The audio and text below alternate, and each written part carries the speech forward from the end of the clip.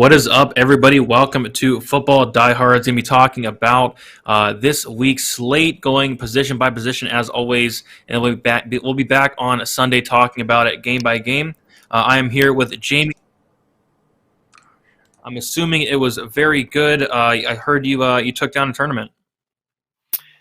Yeah, the ugliest game of possibly the year with that New England Buffalo weather game. I ran all three Patriots running backs, completely faded the passing game, and ran the Patriots defense, and that was enough for a $3,000 win in one of those showdown GPPs. So it was a nice weekend. Yeah, I saw that. I saw your lineup. You had three Patriots running backs. I was like, wow, that's sneaky. But yeah, it definitely works. So congrats to you. Let's hope we can get another takedown this week. What is it? Is this week 14, right? 14. It's There we final go. week of the regular season for most seasonal players, and the last week of the buys that we deal with DFS too. Until I think we get Saturday games, right? Starting in week 15, so that's always fun Yeah. too. Yep. So week 14, we're getting closer and closer to the end of the regular season, but we'll go position by position. So we'll start at quarterback as always. Up top, we have Patrick Mahomes. He has 8,000. Josh Allen, 7,800. Tom Brady, 7,600. Lamar Jackson, 74. And then Justin Herbert is 7,100. Out of these top quarterbacks, which guy are you looking at the most? I really like Josh Allen this week, and it's starting to look like a realistic thing to use him as some more values have opened up at some of the skill positions as the week is going along. I was pretty much bent on going cheap at quarterback, and I still might, but you can afford Allen now with some of these values if you're willing to play him. This is, Bills Bucks is the marquee game of the week here. It's got shootout potential written all over it.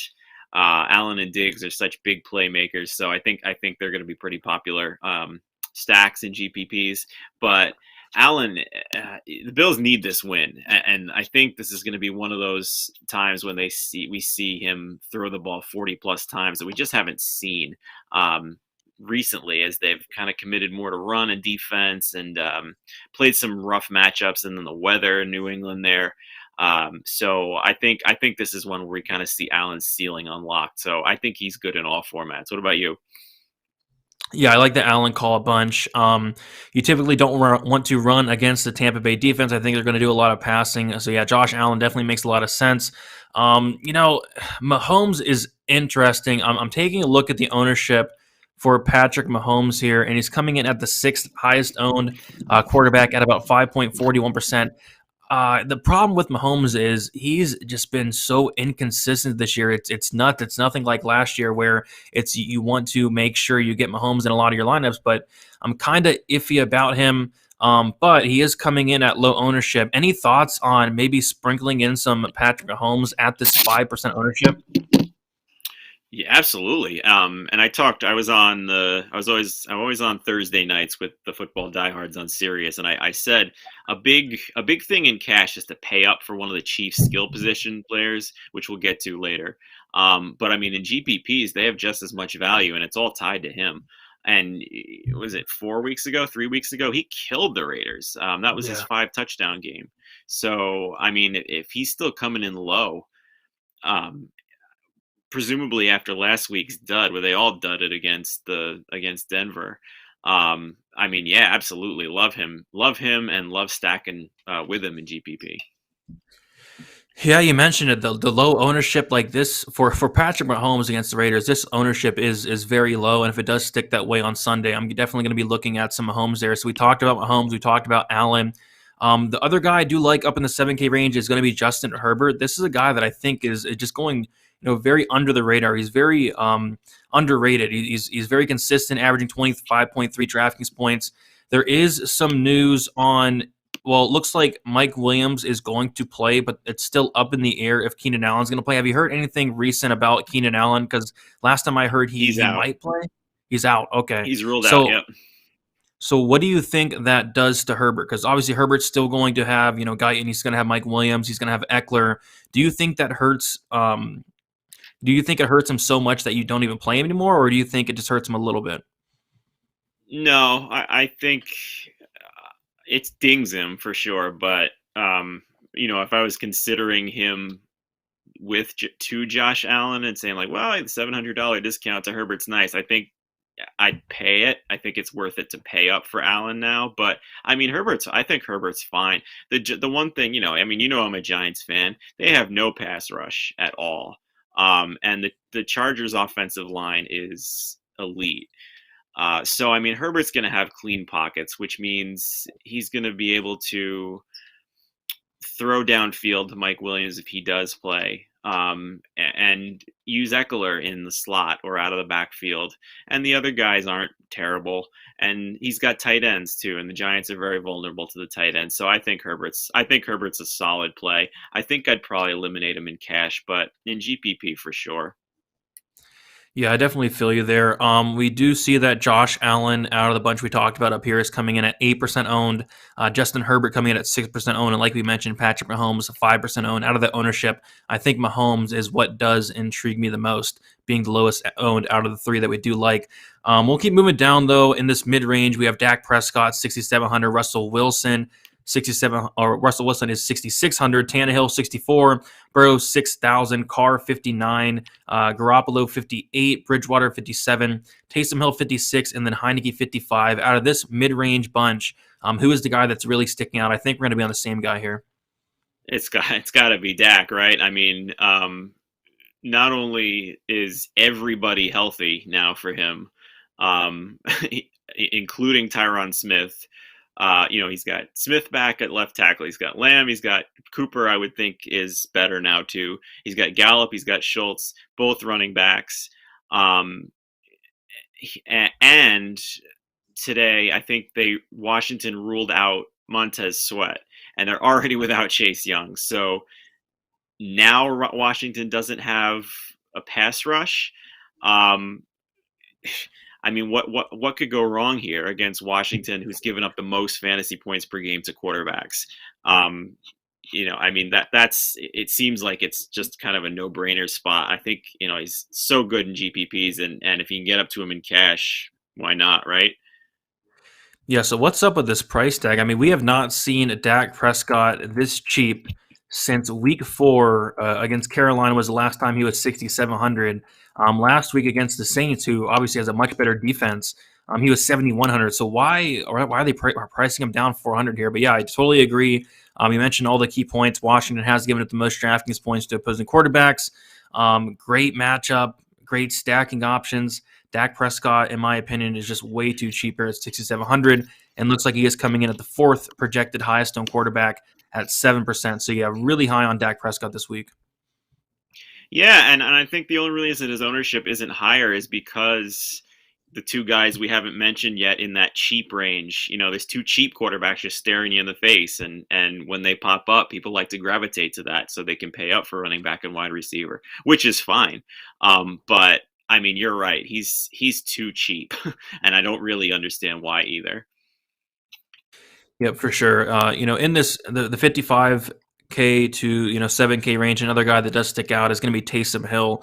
He has 5,600. Last week we saw that he had trouble completing a pass, 41 attempts, only 19 completions, but he had 264 yards, also had 2 touchdowns, 4 interceptions, but he also ran the ball 11 times for 101 yards. So, Taysom Hill, I think, is a pretty solid cash play. He is my cash quarterback as of now. He's coming in at the projected highest owned quarterback, 12.21%. And I totally get it. Great matchup against the Jets. He's going to pass the ball a ton. He's going to run the ball a good amount, rushing upside, touchdown upside, cheap. It allows you to do other things in your lineup. So yeah, I don't mind Taysom Hill. Any thoughts about Taysom Hill? Like I said, I have him in cash at the moment, but or do you have him in cash? And what are your thoughts on him in tournaments? Yeah, he's mine too. I think it'll probably stay that way as well. He's coming in as the highest owned. Definitely in GPP, I'm going to deviate off of him because we've mentioned some really fun ones. But I mean, he shouldn't be 5,600. It's one of those weird things where like he's priced. I think they're pricing him as a bad quarterback, which you could make the argument that he is, but he's not a bad fantasy quarterback. In his 5 games as a starter, he's averaged 23.7 DraftKings points per game. that's not a $5,600 price tag. That's Dak Prescott price tag. So I mean, I'd argue he's $1,000 too cheap. So I'm probably gonna wind up sticking with him in cash and just load up with that extra money in the skill positions. Yeah, I'm with you there for sure. Another guy that kind of sticks out in that mid range we're talking about is going to be Derrick Carr, who is 5,900. And I was going to be on him last week actually, but you kind of talked me on to some Minshew, which definitely paid off big time. But yeah, I don't actually mind going back to him here. He's $100 cheaper than last week. Going against this Kansas City defense, pretty high total here. I don't hate Derek Carr. It's pretty easy to stack him this week. We'll talk about some of his options to stack him, but he's another guy that I don't hate. I was going to be all over him last week, kind of pivoted to Minshew last second, but I think I might be on him a little bit here in tournaments at least. Yeah, I don't mind that. Really, any team, if you're to believe the Chiefs' offense ever, does what we've seen them do over the past few years, which they've been inconsistent with this year, so it's been tricky. But I mean, if you're to expect that, then you have to always think that their opponent is going to be throwing the ball 40, 50 times. And that's Carr's situation there. And I agree with it. I think, especially in GPPs, like you said, he's very easy to stack. And if you do stack him, it's very easy to come back with an expensive Chiefs player. So I like that call. Yeah, and then anything else for you in this mid-range? And then also, is there any cheap quarterback that you're looking at this week?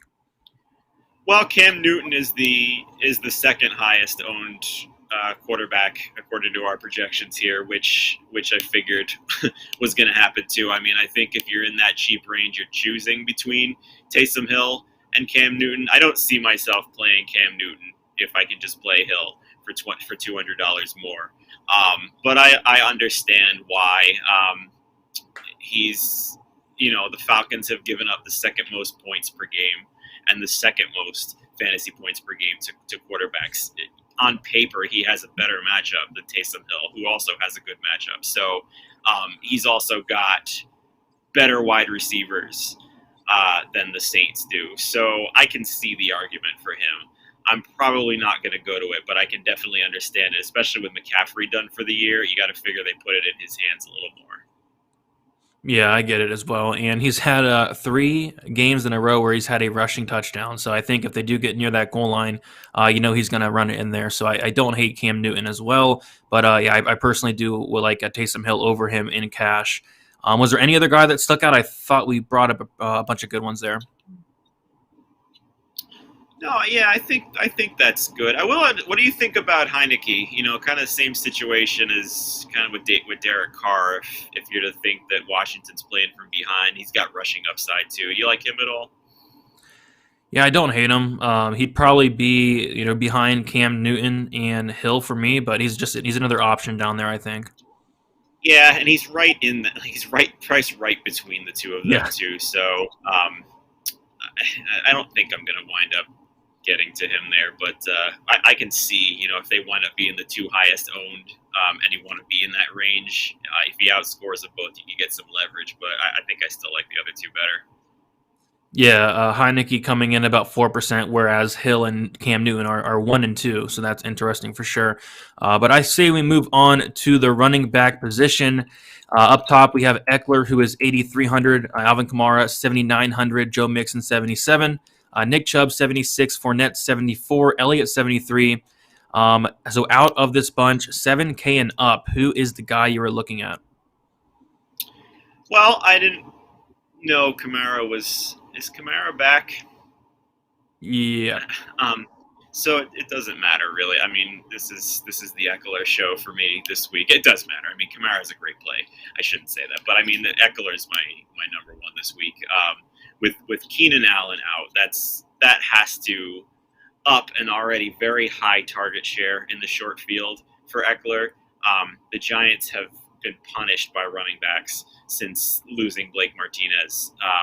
I believe they're down now at the 4th highest owned, 4th most fantasy points per game allowed to running backs, and the 8th most receptions allowed to running backs. So 8,300. I don't see myself not playing Eckler in cash. But I will say, I'm just looking at the ownership here. He and Kamara are actually pretty even right now. I think if that winds up separating it all, I do like the idea of pivoting to Kamara and GPPs. If people are maybe just kind of forgetting about him a little bit since he's been out a couple of weeks or worried about re-injury or something like that. We've talked about this all year. Jets are the prime spot for running backs. So I kind of like him as a GPP pivot. Where are you in that high range?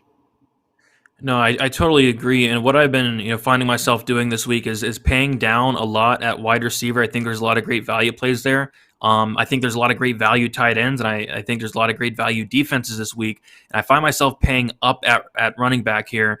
And Austin Eckler and Alvin Kamara are both guys that I would not mind having both of them in my lineup. You mentioned Austin Eckler. I think especially with no Keenan Allen, I think Herbert's really going to rely on him quite a bit. I would not be shocked if he got like 10 targets this game. So yeah, definitely like Eckler, averaging 22.2 DraftKings points per week. He's very consistent. And then have you heard anything about Mark Ingram? I heard he tested positive for COVID on Wednesday, so it's kind of like up in the air if he plays or not. Have you heard anything recent? No, and I'm looking right now, and I don't see anything. I'm going to kind of, as we talk, look at that. That one, I've been kind of, oh, you're right. Yeah, Mark Ingram. Mark Ingram's on the COVID list, and Kamara's returning to full practices. Sheesh. Yeah, I know that one.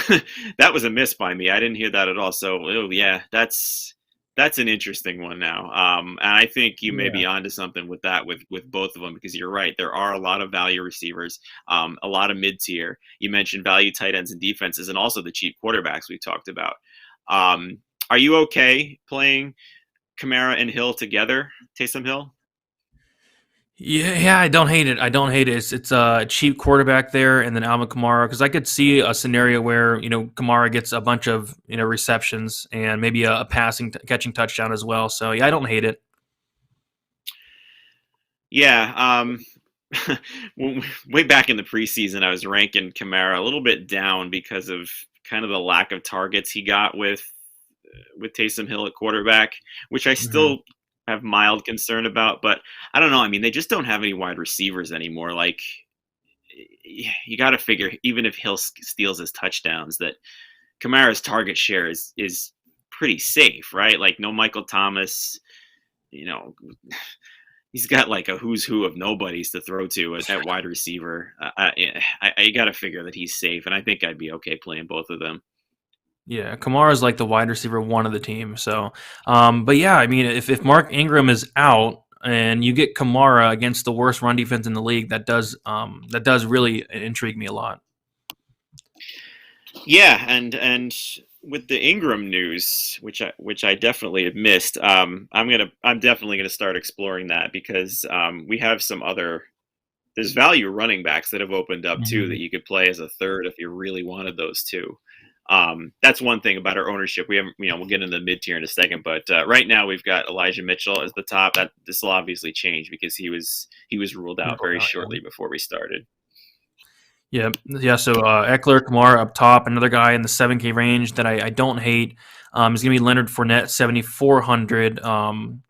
Yeah, I mean, he's just getting a ton of targets. He had 22.2 DraftKings points against Atlanta, the 47 piece against Indianapolis Colts there, and then 13 against the Giants. I mean, he's just been looking really, really good the past couple weeks. The targets are there. He's had at least 6 targets in his last 4 weeks. I think Fournette would be the other guy I would look at, and we do see that Fournette actually is gaining a lot of ownership, 19% projected for Leonard Fournette. So yeah, Fournette, 7,400. Eckler 8,300, Kamara 7,900. These are the guys I like up top. How about you? Anybody else up top you like? I think adding Fournette, we've hit on definitely the good ones. After this, I'm kind of looking. There's several in the mid tier I really like, but I do think the guys that we've talked about are worth their price tag and worth allocating a lot of money to paying up at running back this week.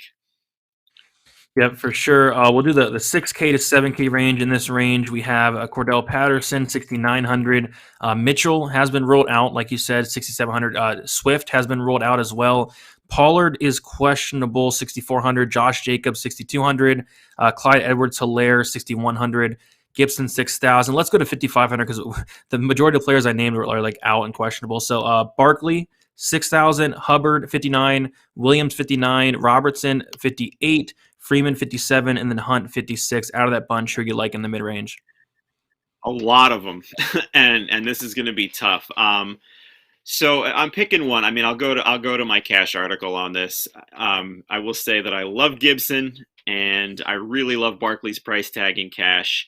Um, but Jacobs is the one that's really standing out to me here, which I hate saying because I excuse me, I resisted that guy like the plague in draft season and all through the DFS year, just because he's not involved in the passing game. And that lack of involvement, and the fact that like every single week he was just giving up more and more touches and more snaps to Kenyon Drake. Then they started running the play action more, which favored Drake even more. But Drake is out. Jalen Richard is on the COVID list. Jacobs had 9 targets last week and played on 85% of snaps. The last 2 games, he's had 46 touches. So, I mean, even if you got to figure that game script isn't even a problem, if he is like the lone back that the Raiders have, and if he's going to be involved in that passing game like that, look what Javonte Williams did to Kansas City last week in a losing game the entire time. So at 6,200, I think he's such a good cash play here. And this is where the decisions are going to get a little dicey for me. Where are you in this range? Yeah, I mean it's difficult because, like you mentioned, there are so many plays that stick out from like 5,900 to like 6,200. But yeah, I'm with you on Josh Jacobs though. You brought up a bunch of good points. I was kind of with you. I was never really sold on Jacobs, but now that we see that he's going out there getting a ton of targets, like got 9 last week. Yeah, I think Jacobs is in a very solid spot, and he is coming in at the 5th projected highest on running back at 15%. You mentioned Gibson as well. I like Gibson a lot, quite a bit, going against Dallas. Dallas's run defense is pretty good, but that doesn't scare me away. I mean, I just think Gibson's too cheap here. 6,000 last 2 weeks, he was 5,700. Definitely took advantage of that, but yeah, don't mind going back to Gibson. And Gibson's coming in at the 4th projected highest on running back. And keeping in this range, you got guys like Barkley, like you said, 6,000, who is way too cheap, and then Hubbard, who is 5,900, who also has my interest. So yeah, this range is stacked. So out of that bunch, even Javonte Williams could be interesting. Have you heard any word as of recent on Gordon playing or not? It sounds like he's expected to play, which Okay. I'm kind of happy about.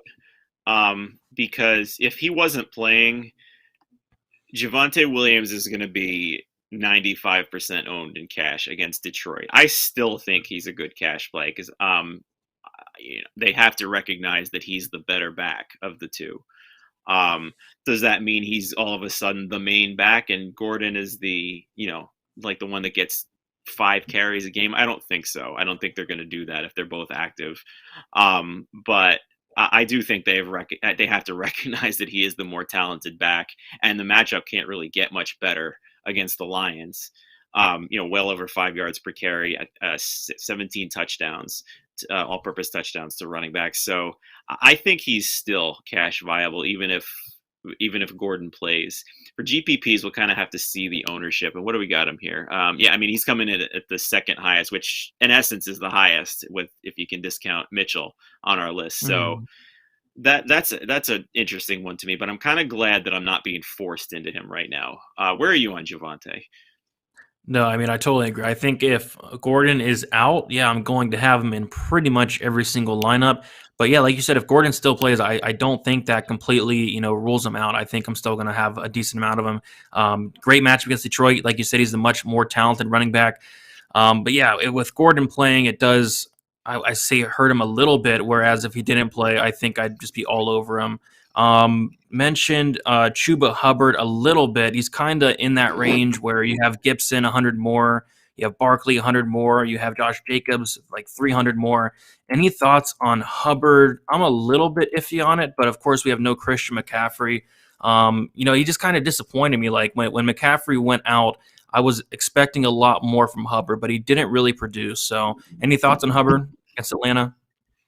Yeah, I mean the matchup is fine. I don't think. with all the guys. I like every guy we've talked about more. Yeah. So, and I don't play 20, 30 lineups. If I did, I would definitely, if you are playing like mixed multi-entry like that, with the 20 lineups and the 150 lineups, definitely would have Hubbard exposure. But I play the cash, and I play 3 to 5 lineups. I probably won't get to him. Yeah, like you said, I think the other guys are better, but Hubbard is coming in like at 2.79% owned, making the 22nd highest owned running back. So yeah, I think that range is just like stacked. But I think Jacobs would be the guy that does stick out to me the most. So going below that, going below 5,500, is there any like punt running back that sticks out to you? Yeah, we got a couple now. I don't know that you actually need to do it. Jeff Wilson is going to be the one that you really should look to first. He's 4,400. He didn't do much with the lead back role the last time Eli Mitchell missed. But, at that price tag, if you're banking on him to get 15, 16 carries and a couple of targets in the passing game, Cincinnati's given up the most receptions to running back this year. I certainly think he's viable at 4,400. So the other thing, question, I'll kind of see where you stand on this. So where are you on Wilson? And then also, Detroit is not only missing Swift, but now Jamal Williams too. So their running backs are going to be the rookie Jamar Jefferson and Godwin. Igwebuke. I don't know how to say his name even. That are both the minimum 4,000. Are you interested in either of them in either format? I mean, if so, which one? If I had to pick one, it probably would be Igobeke. Is that But how I you don't say even the know if name? You're a step ahead of me. I think so. I think it's like Igobeke, but yeah, I think if I had to pick one, it would be him. But like to be honest, we just touched on like phenomenal running backs that are like 2,000, less than 2,000 more. So I think I'd more so rather go in that range than play like an Igobeke. But it's something to mention because they're so cheap, 4,000. And then like you mentioned, Jeff Wilson Jr. 4,400. I think I'd probably rather play him. But like you said, when he had gotten the opportunity, kind of disappointed a little bit. I don't know how much I'm going to be down in this punt range if I need to. If I absolutely need to save salary, it probably would be Jeff Wilson Jr. But I feel like, as of now, I'm going to more so go to like the Josh Jacobs range. Yeah, and the other thing too with Jeff Wilson, when they ruled Eli Mitchell out, there was also reports that Deebo Samuel was pretty much like practicing without restrictions, so he may come back this week, and that would kind of hurt Wilson in my eyes too, Yeah. because they were utilizing him in the run game so much too. Yeah, definitely a good point there. But yeah, some interesting punt options for sure. A lot of things have opened up, and we'll talk about that more on Sunday when we go through a game by game. But yeah, very interesting slate from a running back perspective. But let's get into the wide receivers here. Up top, we have I can find it here. There we go. Up top, we have Tyreek Hill, 8,500. Stefan Diggs, 8,100. Deebo Samuel, which, like you said, is questionable, 8,000. CeeDee Lamb, 7,200. Chris Godwin, 7,100. And McLaurin, 7,000. Out of this bunch, which guy are you looking at the most? Oh my god, it's so tough. I mean, I'll stick with my pay up for a chief thing and say, if I'm choosing between Hill and Diggs, who are definitely the 1 and 2, 1 and 1A even, I'll take Hill, even though technically Diggs has the better matchup. I mean, Hill has destroyed this Raiders defense. He's the last 2 games against them, he's got 190 yards and 3 touchdowns and 18 catches. That's not to say that Diggs can't easily match that production against Tampa Bay in that shootout too. I do really want exposure to one of those top Chiefs guys if I can. But if you're telling me that you want Diggs at $400 less, I don't argue. Which one are you picking? Yeah, if I had to pick one, it would be Hill as well, 8,500. But I think both are in play. Going down though, I really do like CD Lamb 7,200. You get a nice discount off those top guys going against Washington here, and yeah, CD Lamb has been that clear guy in the passing game.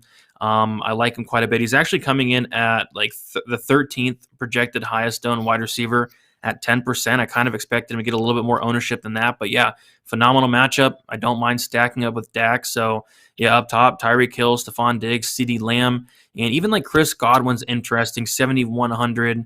I think Godwin's intriguing. Let's see where his ownership's at. Godwin is less owned than Mike Evans. That's interesting. Godwin's the 10th projected highest owned. Yeah, Chris Godwin had 17 targets last week, was all over it. I don't mind going back to him here. Of course, it is a much tougher matchup this week against Buffalo than it was against Atlanta the last week. So yeah, up in this top range, lots of guys sticking out. With Antonio Brown, Godwin's averaging 21.4 DraftKings points per game. So I don't really, I don't really understand that ownership, honestly. I think he's absolutely a cash play if you can reach him. I think it's definitely viable to fear the Bills' defense to a point. But he's kind of matchup proof with Brady at quarterback and running out of the slot where very few teams feature their best defensive backs. So I mean, I think if you're stacking Bills, you mentioned Fournette too. One of those two, one of those two is the guy I'd want to run it back with. But I mean, Godwin is so safe. So I love him this week in all formats, and if he fits, I'll be going there. Yeah, I totally agree. And I think, like you said, the ownership is very intriguing at the 10th highest projected wide receiver. But yeah, going down, we have the 6,000s here. We have Chasey 6,900, Tyler Lockett 67, Mike Evans 66, Metcalf 65, T. Higgins 64, Marquise Brown 63, DJ Moore 62, Hunter Renfrow 61, and then Mike Williams 6,000. So 6,000 to 7,000. There's actually a couple guys that really do stick out. What guys you liking up in this range? Well, if Mike Williams plays, which it's starting to look like he's gonna, I don't think you can avoid him in cash. That's he's priced as the secondary guy to Keenan Allen with that price tag, not the main guy who is going to see an incredible target share boost. Um, the one the one thing that the Giants have that is still somewhat playing well is their secondary, but it's more so their safeties than their corners. I mean, Bradbury has not been the shutdown corner this year that he was last year. He's been okay, but Williams is bigger and faster. So, I mean, I don't think you can fade him if he winds up playing this week with Keenan Allen out. What are your thoughts? I know there's another guy you're going to say, so I'll let you take that one. Yeah, there's a couple other ones I do want to talk about. Yeah, Mike Williams is probably, if he does play, he's going to be my favorite play on the entire slate. I mean, this is a guy that it was like a couple weeks ago when he was like 8,100, and I was like, what is going on? But now he's priced accordingly, 6K, and then on top of that, no Keenan Allen. I think that is huge. Great matchup against the Giants as well. It's just really hard to avoid a guy like Mike Williams. And as of now, he is coming in as the 8th projected highest owned wide receiver. But I think once we get confirmation he does play, I think that does skyrocket there. So yeah, Mike Williams, I like him a lot. There's two other guys in this range that I do like. Well, there's actually a couple more than that, but DJ Moore being one of them, 6,200. Price tag seems a little cheap here, especially against Atlanta. No Christian McCaffrey. I think that's going to help quite a bit at 10 targets last time he played in week 12. So DJ Moore would be the one. And then also Hunter Renfrow seems to be the guy for the Raiders. Waller is ruled out once again.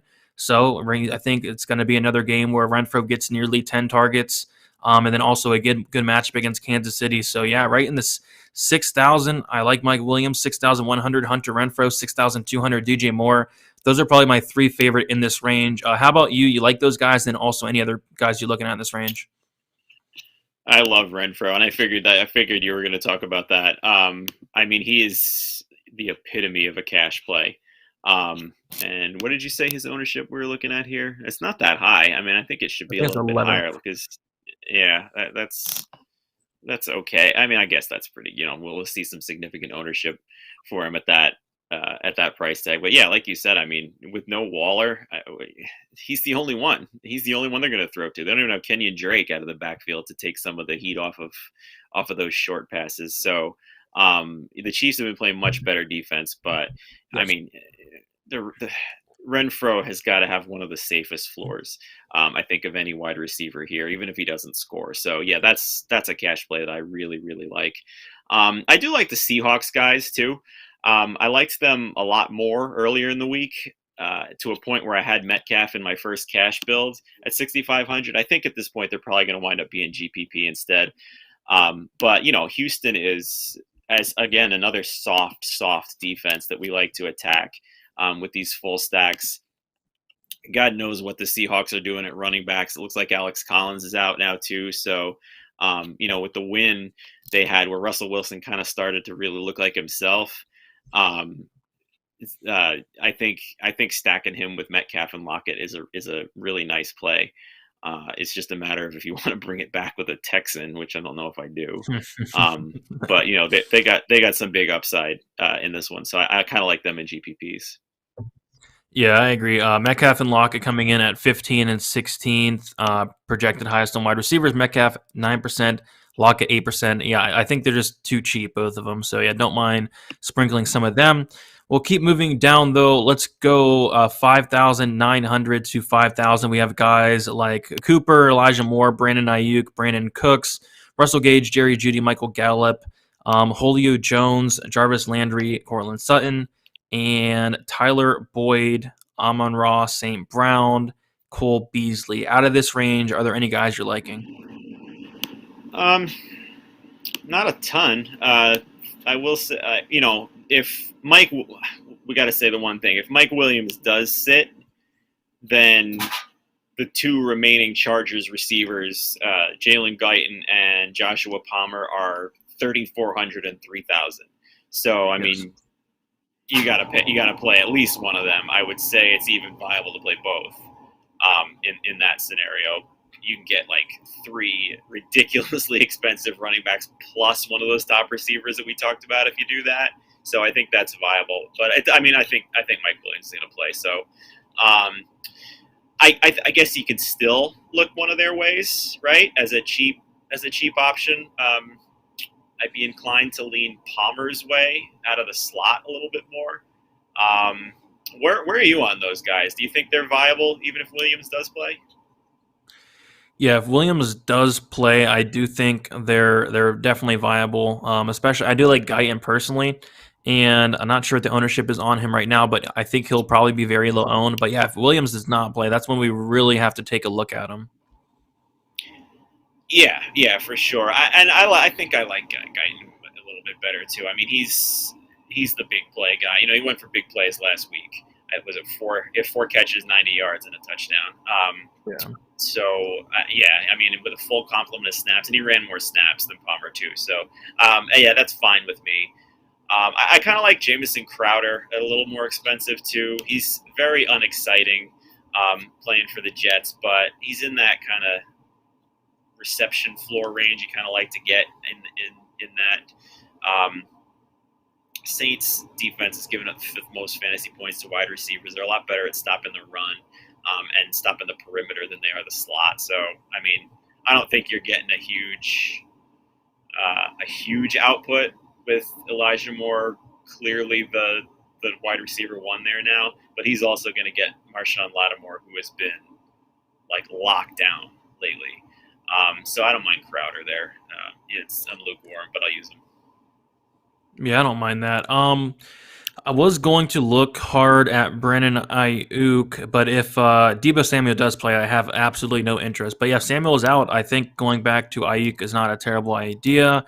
Other than that, I think Amari Cooper, 5,900. I think he's probably too cheap at that price tag against Washington. Julio Jones looks like he's going to be Just coming gonna back ask you. this week. Yeah, he's 5,400, and I mean, they don't really have anybody else to throw to. So what do you think of Julio? Wow, why not? I won't do it in cash. I mean, the guy's been, the guy pulls his hamstring every play. Yes. Um, but yeah, 5,400 with no A.J. Brown, no Derrick Henry, a team desperate for a playmaker, as they're kind of trying to maintain one of those top spots in the AFC against the Jaguars. I mean, you could do, I think, much worse with 5,400 than him. Yeah, he definitely stuck out. Jarvis Landry also sticks out a bit, 5,400. Did you hear? We'll talk about it in the next position, but yeah, but the Browns are missing a lot of tight ends, so I think they're really going to have to, give Landry the ball quite a bit here in the passing game. Well, I'm going to let you take the lead on that one because I'm shamefully admitting I know nothing about this tight end situation here. Um, so, yeah, I mean, if they're the more playmakers they're missing, the more he comes. And he's kind of like that Jamison Crowder, where his average depth of target is nothing that excites you at all. But if he's going to get double-digit targets and catch, the beauty of PPR is you can catch 7 balls for 45 yards and pay off that price tag. So I'm okay with that. Yeah, we'll talk about that in a second here. But other cheap plays you're looking at, I remember you called Josh Reynolds last week. He actually had a pretty good game, scoring 10.9 DraftKings points at 3,400. They did price him at the 41, but I think he's okay. Anybody else that's cheap that you're looking at? No, not particularly at this juncture. I mean, you can always in GPPs try and guess the 1 week where you think Jacksonville correctly uses Laviska Shenault. He's 4,300. Tennessee's given up the most fantasy points to wide receivers. So, I mean, it hasn't happened yet, but we know that explosiveness is there. They can use him as a gadget play. So, I mean, I think he's viable in GPPs, but nowhere near cash. Yeah, I feel you there. But we'll get to the tight ends now. And yeah, up top we have Travis Kelce, 7,400. George Kittle, 6,900. Darren Waller is out. Rob Gronkowski, 6,000. Mark Andrews, 59. Kyle Pitts, 55. Dalton Schultz, 54. Hawkinson is doubtful. Dawson Knox, 5,000. Up in this top range, which tight end are you liking the best? Kelce, just because of kind of what I said before, that I think these Chiefs passing options all bounce back in a big way this week against the Raiders. And Kelsey's matchup is amazing against them. Second most fantasy points per game allowed to tight ends. But honestly, I see no reason to pay out for tight end this week. Yeah, I totally agree. If I was to pay up, I am with you. It would be Kelsey. Since Deebo Samuel is looking like he's going to play, that definitely takes my interest off of Kittle. And on top of that, Kittle got priced up a 1,000 from last week. So I don't see myself going on Kittle. Rob Gronkowski is a guy that I've been playing quite a bit the past couple weeks, but he's also somebody that has been priced up to now 6,000. I think I'm going to stay away from there. So yeah, if I was forced to pay up, it would be Kelsey. But I'm with you. I am looking more down in this bottom range here. So in this bottom range, who is sticking out to you? There's actually like a good amount of guys I like down here. Well, I mean, you might change my mind with this Browns talk here, but yeah, there's a couple. I mean, my first thought all week was James O'Shaughnessy, who has kind of really just stepped right into that Dan Arnold role, which we liked. He's 2,900. I get 6 targets last week. He is running this pretty much the same amount of snaps and routes that Dan Arnold was. So Tennessee is a lot better against tight ends than they are against wide receivers. But I mean, for that price, you don't need him to do much. And then you mentioned Hawkinson is doubtful. I mean, Brock Wright, the backup, is the minimum price. Also a terrible matchup against Denver, but he's 2,500 and allows you to do tons and tons of stuff. So yeah, that's kind of where I've been. But talk to me about these Cleveland guys. Yeah, so David Njoku is on the COVID-19 list. Got put on Friday, it looks like, and they actually said that he won't play. So no David Njoku, and it looks like Harrison Bryant with an ankle injury, he is rolled out. And then it looks like Carlson, who's like the 4th string tight end, Stephen Carlson, he potentially might not play. So that leaves Austin Hooper. He's 3,400, and typically with the Browns, like it's so hard to pick between one of the 3 tight ends because they all have opportunities there. But he's gonna be the only guy. It's gonna be him and potentially Forrestal, who I've never heard of. Okay, nope, me neither. So yeah, Hooper's gaining some ownership, 8% right now, the second highest owned behind James O'Shaughnessy. Okay, so that's significant then. And like I mentioned Brock Wright at 2,500, and $900 is a lot in DraftKings. So, it's going to have to take some finagling if I want to get up there. And I don't know if I'm going to do it, but, I'm going to certainly be looking at that now, because what you've described is certainly a better floor than what we've talked about, and also a much better matchup. We've been attacking the Ravens with tight ends all year. So that's interesting to me. So I'll be looking at that for sure. Yeah, great matchup against the Ravens, like you mentioned. Foster Moreau is interesting. Waller is not playing. Foster Moreau he disappointed last week. Only scored 4.4 DraftKings points, and they priced him up 1,300. So I don't love that. So Moreau, I guess he's going to be in play for me. I'm trying to take a look at the ownership. It's not going to show up probably till Sunday because it still has Waller on there. But yeah, Moreau's interesting, but I probably will take the savings with Hooper there. And then also Ricky Seals-Jones is something interesting as well. Looks like Thomas is back on the IR, so that does open up some things for Ricky Seals-Jones there at 3,600. When Thomas was not playing, he was performing pretty well. So yeah, Ricky Seals-Jones is another guy in that range. He is coming in at, don't even see his owner's 16th highest projected owned tight end. But yeah, I think my favorite ones is probably going to be Hooper and Moreau there. Yeah, and I don't mind that either. But I mean, you've really got my gears spinning with this Cleveland tight end situation. So I'll be taking a look at that. But yeah, I mean, Moreau showed, he showed that he's not Waller, basically. At that price tag of 2,700, we were fine using him no matter what. And I think I would say the same, like for these guys we talked about, O'Shaughnessy and